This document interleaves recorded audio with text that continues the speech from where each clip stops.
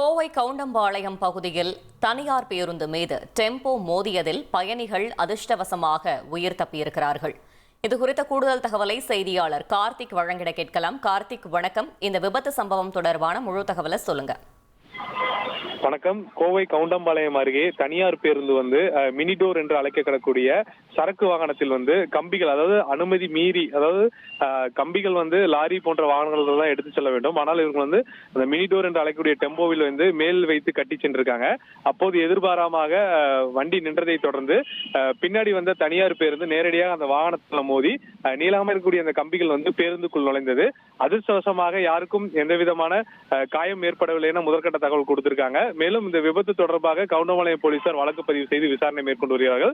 பேருந்தில் இருக்கக்கூடிய சிசிடிவி கேமராவில் பதிவான காட்சிகள் விபத்து எப்படி ஏற்பட்டது, யாருடைய தவறின் காரணமாக அந்த விபத்து ஏற்பட்டது என்ற கோணத்துல ஒரு பக்கம் விசாரணை நடைபெறுகிறது. அதே சமயம் அனுமதி மீறி எப்படி இந்த கம்பிகளை வாகனம் ஏற்றி சென்றது என்ற கோணத்திலும் போலீசார் விசாரணை மேற்கொண்டு வருகிறார்கள்.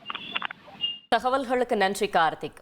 1,25,00,000 மனங்களை வென்ற தந்தி டிவி யூடியூப் சேனல். தவிர்க்க முடியாத தம்ப்நெயில்ஸ், கலக்கலான கான்டென்ட்ஸ். நீங்களும் இந்த குடும்பத்தில் இணைய இப்பவே சப்ஸ்கிரைப் பண்ணுங்க. அசுரபலம் கொண்ட எங்கள் டிஜிட்டல் கரங்களில் உங்கள் விளம்பரங்களை சேர்க்க வாட்ஸ்அப் பண்ணுங்க.